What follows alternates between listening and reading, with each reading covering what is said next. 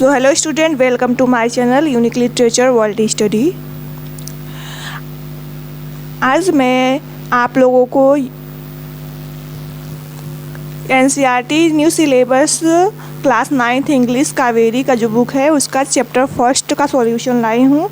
इससे पहले मैंने एक वीडियो डाला था कावेरी का चैप्टर फर्स्ट उस प्रोज का, उसमें मैंने पूरा ये डिटेल में इसका समरी पढ़ाया था, जितना भी मतलब पूरा टेक्स्ट पढ़ाया था। अगर आपने वो वीडियो नहीं देखा है तो प्लीज़ मेरे चैनल पे जाइए। मेरे चैनल का नाम है यूनिक लिटरेचर वर्ल्ड स्टडी। वहाँ पर आप जाकर ये पूरा वीडियो देख सकते हैं। यहाँ पर मैंने पूरा एक्सप्लेन किया है how I taught my grand mother to read. ये कावेरी जो क्लास 9 का बुक है इंग्लिश का, उसमें चैप्टर फर्स्ट है, प्रोज का है। ये भी याद रखिएगा, ये प्रोज है। तो आज हम इसका सॉल्यूशन देखेंगे, इसके राइटर के बारे में, इसका इंट्रोडक्शन क्या है, इसका मेन थीम्स क्या है, ये सारी चीज़ें देखेंगे ताकि कोई भी एग्ज़ाम में अगर इससे रिलेटेड क्वेश्चन आए तो आपका कोई भी क्वेश्चन मिस ना हो। तो चलिए शुरू करते हैं। आपको देखिए यहाँ पर लिखा ही है chapter first how I taught my grand mother to read. Complete notes है, क्लास 9th कावेरी है जो एनसीईआरटी का न्यू सिलेबस है। पहला है about the author. About the author, पहले हम राइटर के बारे में पढ़ेंगे। तो इसकी राइटर है सुधा मूर्ति, याद रखिएगा। अगर एग्जाम में पूछे who is the writer of how I taught my grand mother to read, तो ये कौन है? सुधा मूर्ति। सुधा मूर्ति है। अब चलिए आगे पढ़ते हैं। Sudha Murthy is a renowned Indian writer, educator and social worker. जो सुधा मूर्ति है वो क्या है? इंडियन राइटर है, एजुकेटर है और सोशल वर्कर है। She has written many novels, short stories and children's book in English and Kannada. इन्होंने बहुत से वर्क जैसे कि नॉवेल्स, उपन्यास, शॉर्ट स्टोरीज़ या फिर चिल्ड्रेंस बच्चों की जो किताबें होती हैं, बुक्स होती हैं, ये सब इंग्लिश और कन्नड़ लैंग्वेज में लिखा है। ये तो पूरा अबाउट दी ऑथर हो गया, क्योंकि एग्ज़ाम में ऑथर की बायोग्राफी भी पूछता है। तो ये पूरा ऑथर के बारे में हो गया। सुधा मूर्ति थी, कहाँ की थी और इन्होंने कौन कौन सी बुक लिखी। तो इन्होंने नॉवेल्स भी लिखी, शॉर्ट स्टोरी भी लिखी है, चिल्ड्रेन बुक्स भी लिखी हैं और कौन कौन सी लैंग्वेज में? इंग्लिश एंड कन्नड़ लैंग्वेज में, याद रखिएगा। Introduction, let's move to the another topics. Second point is introduction. ये जो हमारा प्रोज है, फर्स्ट चैप्टर नेम है how I taught my grand mother to read. ये क्या है? Is an autobiographical story. क्या है? Autobiographical story. यानी जो सुधा मूर्ति हैं वो अपने लाइफ के पूरे इवेंट के बारे में बता रही हैं। जो सुधा मूर्ति है वो इस कहानी की नरेटर है, जो अपनी लाइफ की सारी मतलब इवेंट को बता रही हैं। इसलिए कौन सा वर्क है? ऑटोबायोग्राफिकल है। ऑटोबायोग्राफिकल वर्क किसे कहते हैं? जब कोई राइटर खुद की लाइफ के बारे में लिखता है तो उसे ऑटोबायोग्राफिकल कहते हैं, याद रखिएगा। How I taught my mother to read is an autobiographical story in which Sudha Murty describes how she helped her 62 years old grandmother learn to read and write। इस कहानी की जो राइटर हैं वो है सुधा मूर्ति। ये एक ऑटोबायोग्राफिकल स्टोरी है जिसमें सुधा मूर्ति ने अपनी लाइफ के बारे में डिस्क्राइब किया है। अपनी मतलब उन्होंने ये बताया है कि कैसे उन्होंने 62 years old ग्रैंड मदर यानी अपनी 62 साल की बूढ़ी दादी माँ की को पढ़ने में कैसे मदद की है, ये उनको लिखना पढ़ना कैसे सिखाया, इसके बारे में ये बताता है। कौन सा work? How I taught my grand mother to read. The story highlights the importance of education, determination, self respect and life long learning. देखिए जो स्टोरी का जो मेन थीम है वो क्या है? ये स्टोरी हाईलाइट करता है क्या? द इम्पोर्टेंस ऑफ एजुकेशन, जो शिक्षा है उसका महत्व, यानी डिटर्मिनेशन, दृढ़ निश्चय, सेल्फ रिस्पेक्ट, आत्मनिर्भर, आत्मसम्मान एंड लाइफ लॉन्ग लर्निंग। देखिए इस कहानी का मेन थीम क्या है? इम्पोर्टेंस ऑफ एजुकेशन, यानी एजुकेशन की बहुत मतलब इम्पोर्टेंस है सभी की लाइफ में, क्योंकि एजुकेशन से हमें बहुत इज्जत मिलता है, सम्मान मिलता है। डिटर्मिनेशन, इसमें डिटर्मिनेशन भी दिखाता है, क्योंकि जो बूढ़ी दादी थी 62 साल की थी और फिर भी उनका एक दृढ़ निश्चय था कि हाँ मैं पढ़ना लिखना सीखूंगी। सेल्फ रिस्पेक्ट, इसमें सेल्फ रिस्पेक्ट दिखाया गया है कि इंसान के पास कुछ भी हो लेकिन जब तक एजुकेशन नहीं है तब तक वो कुछ नहीं है। तो इसमें सेल्फ रिस्पेक्ट भी दिखाया गया और साथ ही साथ लाइफ लॉन्ग लर्निंग, यानी पढ़ने की कोई भी उम्र नहीं होती, कोई भी चीज़ सीखने की, पढ़ने की कोई भी उम्र नहीं होती, तो याद रखिएगा। ये स्टोरी क्या क्या हाईलाइट करता है, क्योंकि एग्ज़ाम में ये क्वेश्चन आता है कि what does the story mean, मतलब स्टोरी का मतलब क्या है। ये जो चैप्टर है, चैप्टर का नेम देकर ऐसे पूछेगा, तो इसका मतलब है the story highlight the importance of education, determination, self respect and life long learning. Detail summary पढ़ लेते हैं। चलिए पॉइंट नंबर 3, इसमें हम पूरा समरी पढ़ेंगे। इसके पहले जो वीडियो मैंने बनाया था उसमें मैंने पूरा टेक्स्ट आपको पढ़ाया है, जितना भी टेक्स्ट चैप्टर है पूरा पढ़ाया है, फर्स्ट चैप्टर में जितने भी पार्ट हैं। द नरेटर सुधा मूर्ति, इस कहानी की नरेटर कौन है? Sudha Murthy. Lived with her grand parents in a village in north Karnataka. जो इस कहानी की नरेटर है वो सुधा मूर्ति है। वो कहाँ रहती है? अपनी दादी माँ के साथ नॉर्थ कर्नाटका के गांव में रहती हैं, यानी उत्तरी कर्नाटका के गांव में रहती है। Her grand mother loved listening to stories and reading materials. इनकी जो ग्रैंड मदर थी वो स्टोरीज़ को सुनना और पढ़ना बहुत पसंद करती थी। Every week a Kannada magazine carried a serialised novel called Kashi Yatra. हर वीक यानी हर सप्ताह क्या आता था? कन्नड़ मैगजीन आता था, जो एक सीरियलाइज्ड नोवेल था, मतलब सीरियल में आता था, क्रम वाइज में आता था, जिसे बोलते थे काशी यात्रा। सीरियलाइज्ड मतलब जैसे कहानी का कुछ पार्ट पहले ऐसे पार्ट वाइज कहानी देता था, कुछ स्टोरीज एक वीक, उसके बाद सेकेंड एपिसोड में दूसरी स्टोरीज। जैसे हम लोग ड्रामा देखते हैं तो ड्रामा में थोड़ा थोड़ा दिखाता है ना, तो उसी टाइप से ये सीरियलाइज्ड नॉवेल था जो एवरी वीक आता था कन्नड़ मैगजीन में। काशी यात्रा, इस नॉवेल का नाम क्या था? काशी यात्रा। Since the grand mother was illiterate, जो उनकी ग्रैंड मदर थी वो क्या थी? इलिटरेट थी, यानी अशिक्षित थी, वो पढ़ना लिखना नहीं जानती थी क्योंकि वो कभी स्कूल नहीं गई थी। Sudha read the story aloud to her, जो सुधा थी वो स्टोरी को मतलब तेज तेज पढ़ती थी उनके सामने, उनके, ताकि वो सुन सकी इस स्टोरी को। अपनी दादी माँ के बगल में बैठ के वो इस स्टोरी को तेज तेज पढ़ती थी। The grand mother eagerly waited for each new instalment, जो ग्रैंड मदर थी वो उत्सुकता से नए इंस्टॉलमेंट, यानी जो नया मतलब सीरियल आता था, से एवरी वीक न्यू सीरियल आता था, एपिसोड आता था, तो उसके लिए वो बहुत ज़्यादा क्या रहती थी? उत्सुक रहती थी। One day Sudha went to a nearby village for a wedding and stayed there for a week.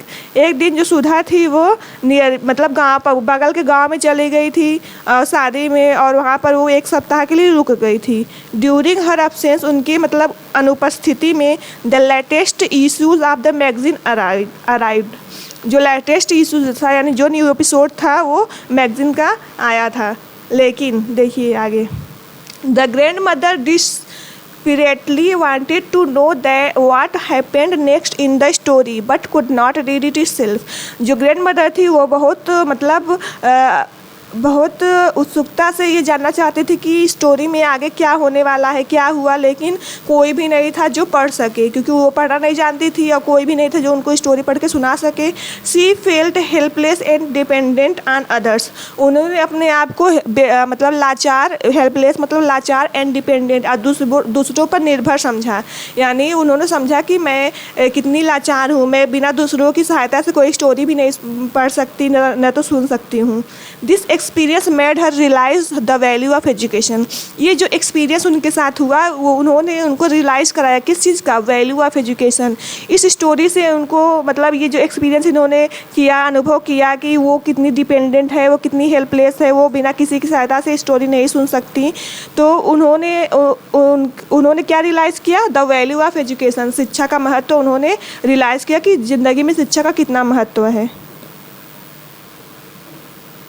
She decided that she would learn to read and write despite being 62 years old। उन्होंने यह डिसाइड कर लिया, निर्णय ले लिया कि वो पढ़ना लिखना सीखेंगी, भले ही वो 62 साल की हो गई, इससे मतलब नहीं है, लेकिन फिर भी वो पढ़ना लिखना सीखेंगी। She requested Sudha to become her teacher. उन्होंने सुधा मूर्ति यानी जो उनकी ग्रैंड डॉटर थी उनको रिक्वेस्ट किया कि वो उनकी टीचर बन जाए और उन्हें पढ़ाएं।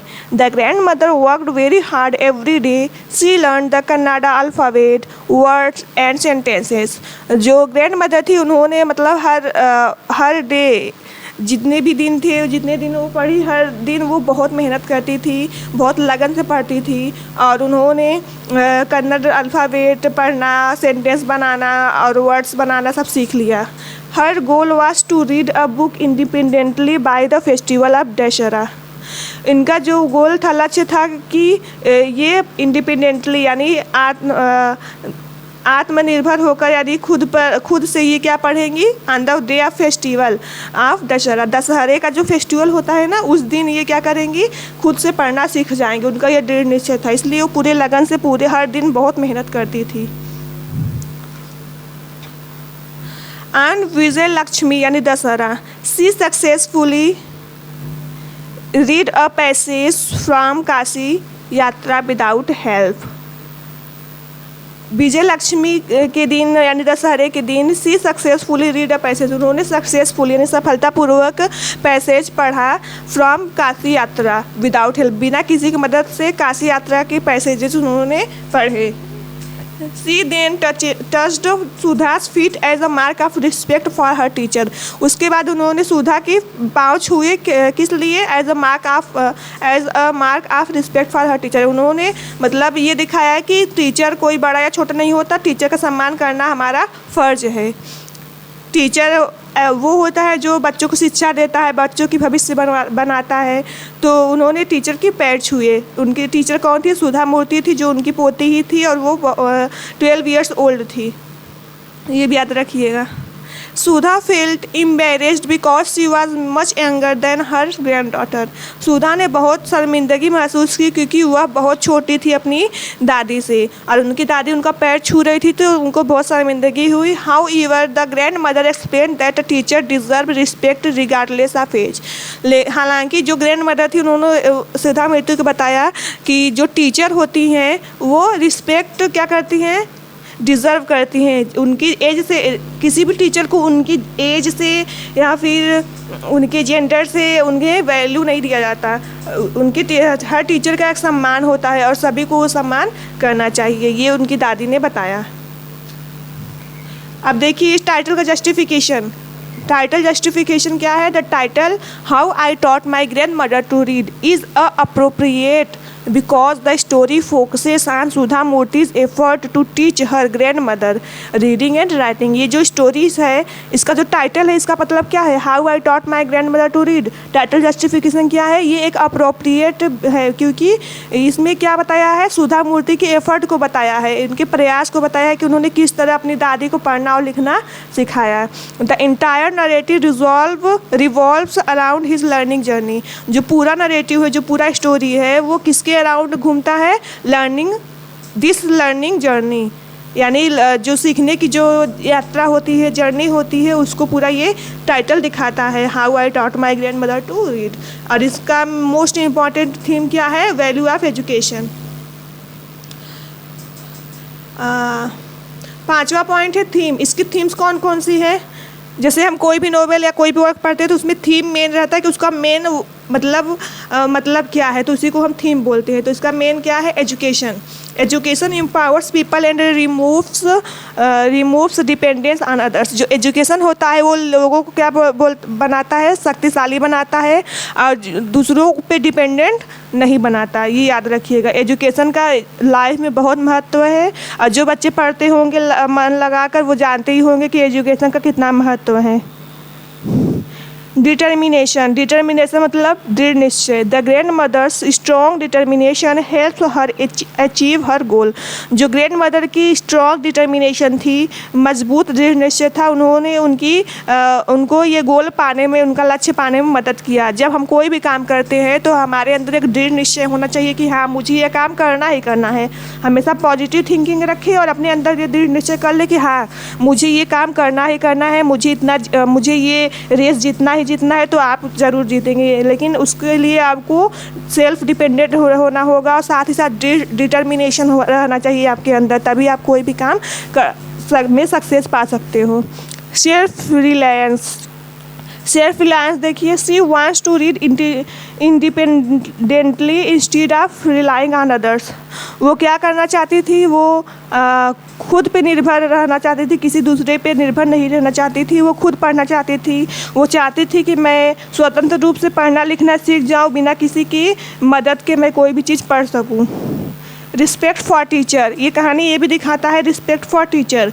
The story emphasises the traditional Indian value of respecting teacher. ये जो स्टोरी है ये मतलब जो ट्रेडिशनल इंडियन वैल्यू है रिस्पेक्टिंग टीचर, उसको शो करता है कि हाँ इंडिया में टीचर को कितना महत्व दिया जाता है, उनका कितनी वैल्यू की जाती है, इसके बारे में ये दिखाता है। Life long learning, life long learning क्या है? Learning is possible at any as. इसका मतलब है जो लर्निंग है वो किसी भी एज हो सकती है। तो ये मैंने आपको पूरा अभी तक कितना कराया, राइटर के बारे में बताया, इंट्रोडक्शन बताया, डिटेल समरी पूरा बताई, जस्टिफिकेशन, टाइटल जस्टिफिकेशन क्या है, थीम्स क्या है। अब हम आगे बढ़ेंगे। करेक्टर से भी क्वेश्चन आते हैं कि इनके बारे में बताइए। Sudha Murthy, describe the character sketch of grand mother. Grand mother का नाम क्या था? कृष्टका। तो 86 पॉइंट है character sketch. Grand mother Krishtakka, उनका नाम क्या था? कृष्टका। इनकी क्वालिटीज़ कौन कौन थी? ये लविंग थी, डिटरमाइंड थी, हार्ड वर्किंग थी, हम्बल थी, सेल्फ रिस्पेक्टिंग थी और साथ ही साथ एम्बिटियस थी। यानी ये प्रेम करने वाली थी, दृढ़ निश्चय थी, इनके अंदर दृढ़ निश्चय था, ये हार्ड वर्किंग भी थी, विनम्र भी थी, ये सेल्फ रिस्पेक्ट भी करती थी यानी खुद की सम्मान करती थी, एम्बिटियस भी थी, महत्वाकांक्षी भी थी। इनका करेक्टर स्केच देखिए। द ग्रैंड मदर, देखिए लॉन्ग आंसर में लिखने के लिए आता है कि describe the character sketch of, इसमें से कोई भी दे देगा, या तो दो है ही इसमें, एक सुधा मूर्ति है और एक है उनकी ग्रैंड मदर कृष्टका। तो दोनों में से किसी एक का करेक्टर स्केच अगर आ गया तो आपको लिखने में कोई प्रॉब्लम नहीं होगी, आप लिख सकते हैं इस टाइप से। The grand mother is a strong willed women who refuses to let age become an obstacle. जो ग्रैंड मदर थी वो एक स्ट्रॉन्ग विल्ड वुमेन थी, एक मतलब मजबूत इच्छा वाली औरत थी, जिन्होंने यह मतलब रिफ्यूज़ कर दिया कि जो एज है उसे हम ऐसे ही जाने देंगे। उन्होंने एज को अपने मतलब शिक्षा में कोई बाधा बनने नहीं दिया। Though illiterate she realise the importance of educational work tirelessly to learn reading and writing.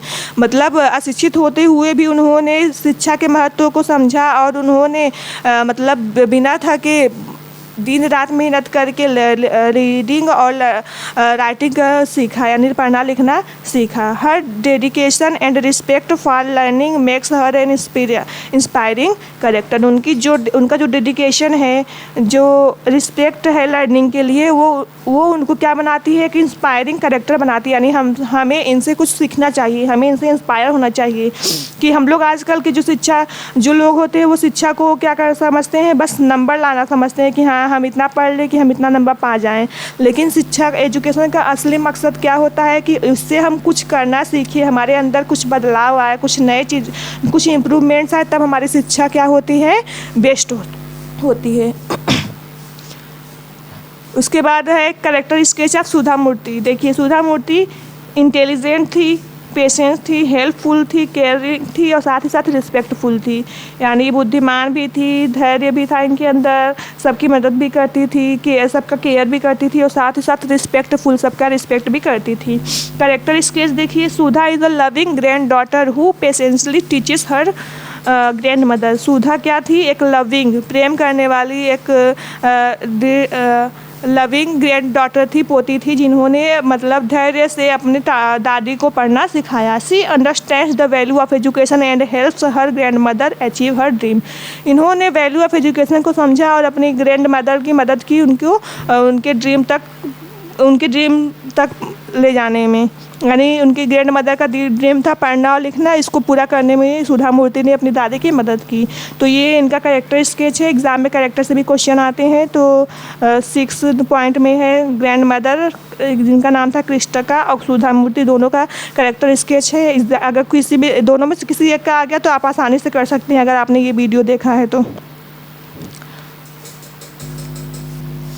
Important symbols देखिए, जो काशी यात्रा है वो क्या सिम्बलाइज करता है, represents hope, knowledge and the desire for independence. ये हमें होप, नॉलेज यानी आशा, ज्ञान और साथ ही साथ इंडिपेंडेंस की जो इच्छा होती है उसको शो करता है। कौन सा ये है काशी यात्रा, ये सिम्बलाइज करता है।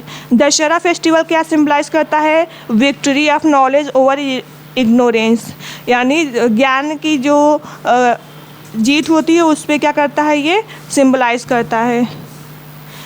कुछ इंपॉर्टेंस देखिए, कोटेशंस भी एग्जाम में वैसे नहीं आते पर मैंने आपको पढ़ने के लिए ऐसे डाल दिया इसमें। There is no age for education, देखिए पढ़ने की ये मैंने बुक का जो टेक्स्ट है उसी को क्वाटेशंस बोलते हैं। तो कुछ इंपॉर्टेंट टेक्स्ट है जिसको मैंने यहाँ पर लिखा है।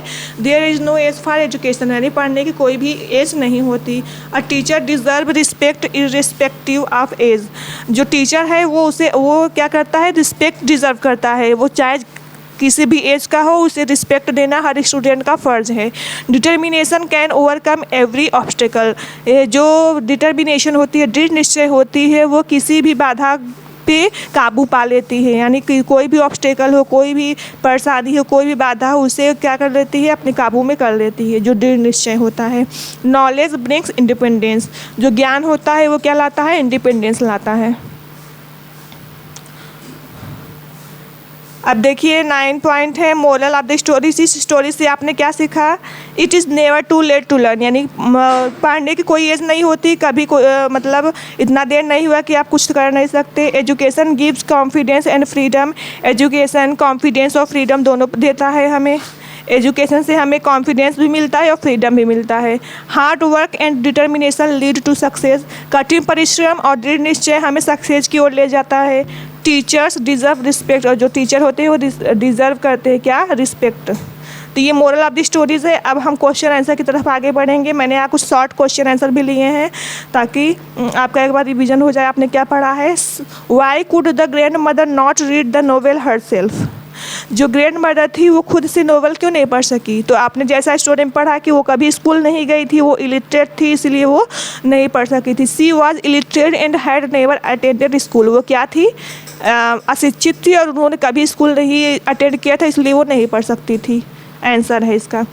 वाट वॉज काशी यात्रा, काशी यात्रा क्या था। It was a popular Kannada novel publish in weekly instalment, जो काशी यात्रा था ये एक पॉपुलर कन्नड़ नॉवेल था, कन्नड़ लैंग्वेज में लिखा हुआ नॉवेल था जो एवरी वीक क्या होता था, पब्लिश होता था। Question number 3, why did the grand mother feel helpless, grand mother ने हेल्पलेस क्यों महसूस किया।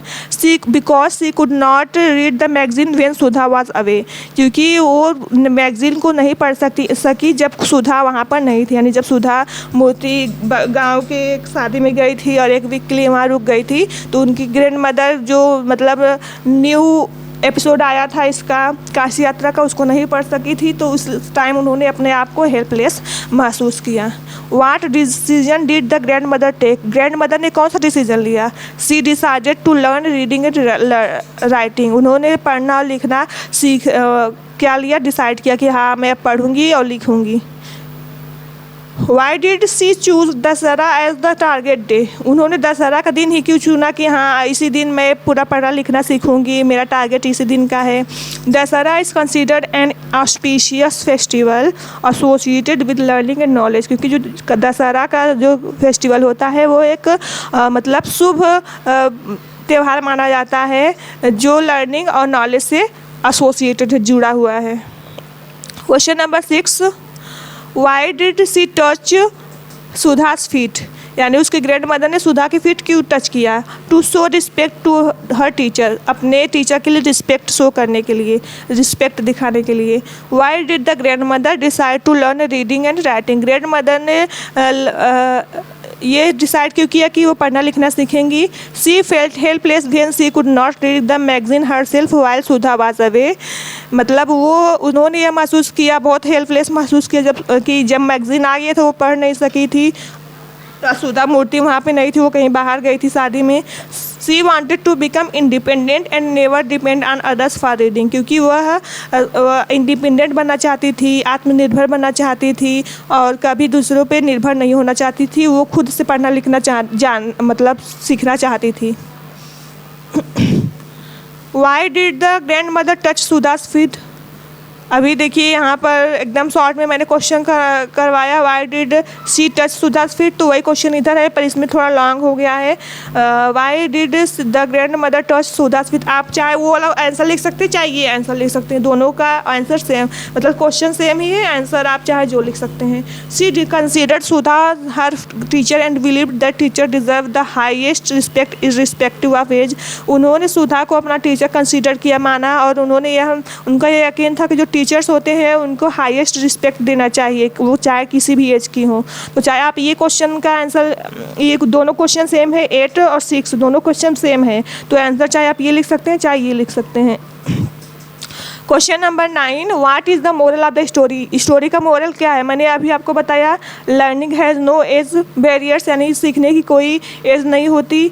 And determination can help anyone achieve success, जो डिटर्मिनेशन होता है, दृढ़ निश्चय होता है, वो किसी को भी सक्सेस पाने में मदद करता है। ये हो गया शॉर्ट आंसर। अब चलिए लॉन्ग आंसर देखते हैं। एक लॉन्ग आंसर भी एग्जाम में आता है तो मैंने लॉन्ग आंसर भी यहाँ पर लिया है। बाकी अगर इसी चैप्टर से कोई और लॉन्ग आंसर आए तो आपने स्टोरी पढ़ा ही है तो आप अपने से बना के लिख सकते हैं।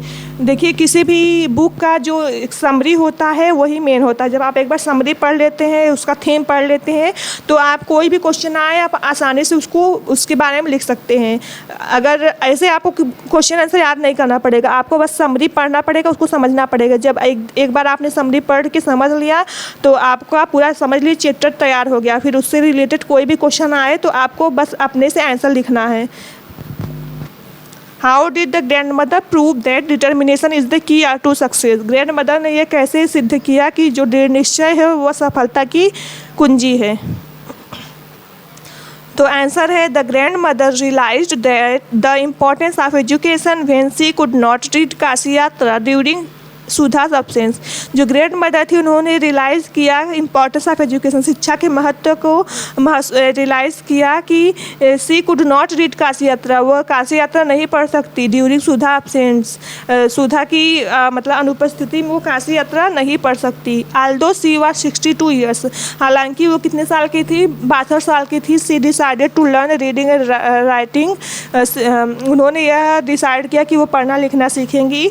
सी वर्कड हार्ड एवरी डे, उन्होंने प्रतिदिन कड़ी मेहनत की। प्रैक्टिस रेगुलरली, लगातार प्रैक्टिस भी किया। And remained focused on her goal, और अपनी गोल पे, अपने लक्ष्य पे वो फोकस रही। मतलब उनका फोकस पूरा जो था, ध्यान वो उनके गोल पर था, उनके लक्ष्य पे था कि हाँ मुझे ये पढ़ना लिखना सीखना ही है। By Dussehra she successfully learn to read independently, और दशहरे के दिन वो सक्सेसफुली यानी सफलतापूर्वक खुद से पढ़ना लिखना सीख गई। हर achievement shows that determination and perseverance can help people overcome any obstacle। उनका जो ये अचीवमेंट था, जो ये उनकी उपलब्धि थी, यह शो कराती है कि जो दृढ़ निश्चय होता है वो इंसान को, किसी भी पीपल को, किसी भी बाधा को दूर करके उनके मतलब गोल को अचीव करने में मदद करता है। इंसान के अंदर दृढ़ निश्चय होना चाहिए। क्वेश्चन नंबर देखिए पॉइंट 12 में 1 मतलब जिसे वो आता है ना MCQs फॉर्म में, तो वो क्वेश्चन भी मैं आपको यहाँ पर कराई हूँ। Who is the author of the lesson? How I taught my grand mother to read, तो इसकी राइटर है Sudha Murthy. How old was the grand mother? Grand mother कितने साल की थी? 62 years. Which novel did the grand mother enjoy? किस novel को grand mother को पढ़ने में आनंद आता था? तो वो है Kashi Yatra. Which language was the novel written in? किस लैंग्वेज में ये नोवेल लिखा गया था? काशी यात्रा किस लैंग्वेज में लिखा गया था? तो वो है Kannada. On which festival did she achieve her goal? यानी किस फेस्टिवल के दिन उन्होंने पढ़ना लिखना सीखा, अपने अपने गोल को अचीव किया? तो वो है Dussehra. If you liked my videos, please subscribe my channel and press the bell icon. Thank you.